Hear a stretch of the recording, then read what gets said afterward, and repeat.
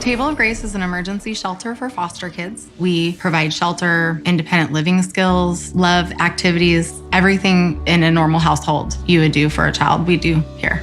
I went into foster care at the age of 2, and by the time I was about 15, I had been in 10 different placements. When I finally asked my caseworker if I could just go into a group home. Russ Hansen was the group home therapist, and I remember telling him that I wanted to get legally emancipated.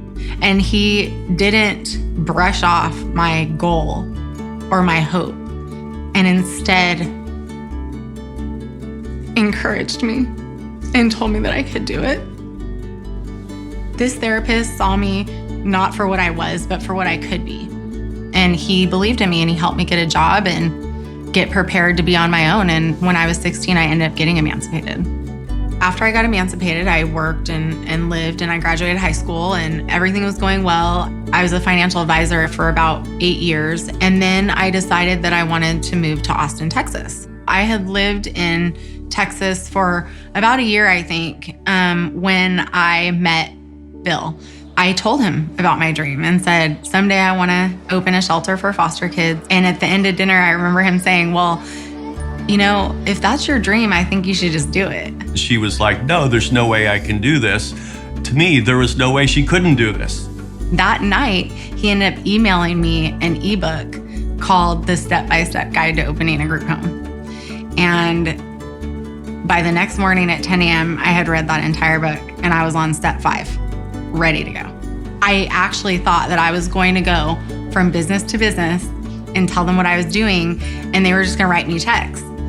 And it turns out that's not really how it works. But she saw that people were attracted to her story, to her passion, to her energy, and wanted to help.